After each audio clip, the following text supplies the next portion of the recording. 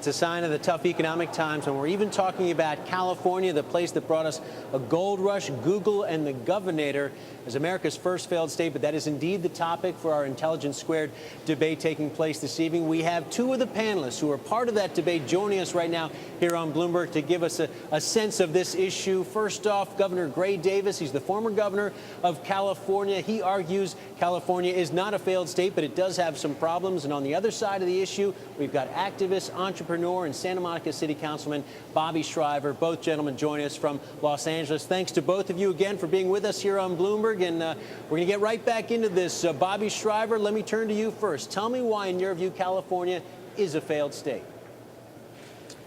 Well, Peter, as you know, the debate took a couple of hours, so I can't really summarize it in a few minutes. I guess from Santa Monica, where I am today, I would say that because cities are having an impossible time planning, a lot of the services in California are delivered by cities.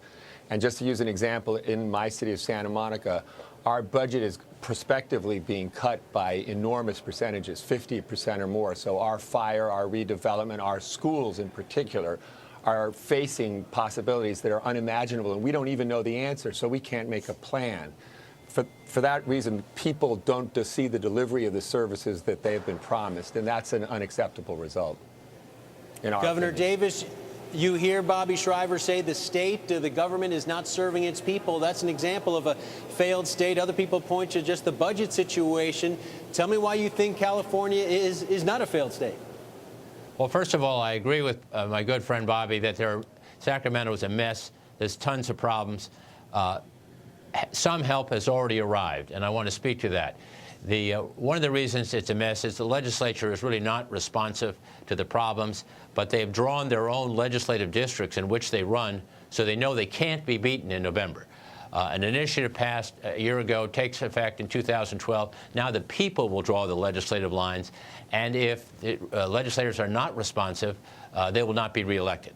But more importantly, the reason it's not a failed state is because California's gross domestic product, the result of the collective efforts of 37 million people, is the 8th largest in the world, far bigger than anyone else in America, bigger than Chile, bigger than Brazil, bigger than Russia, bigger than India, bigger than Canada.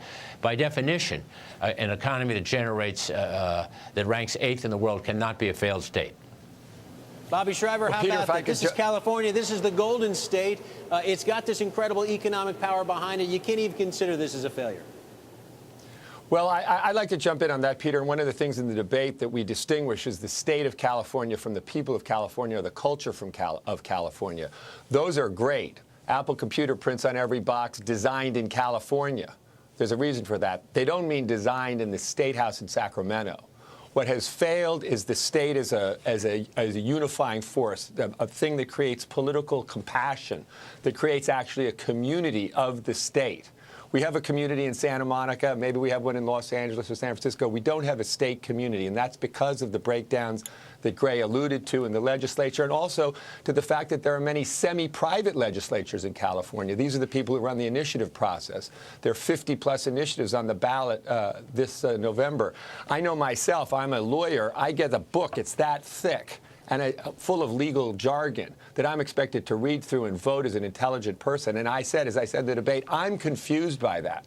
I'm confused by the enormous amount of stuff being put on the ballot, not by our elected representatives, but by wealthy people, out-of-state interests who are trying to manipulate the spending of the state. That whole system has got to go. That's why I think both Gray and I support the Constitutional Convention.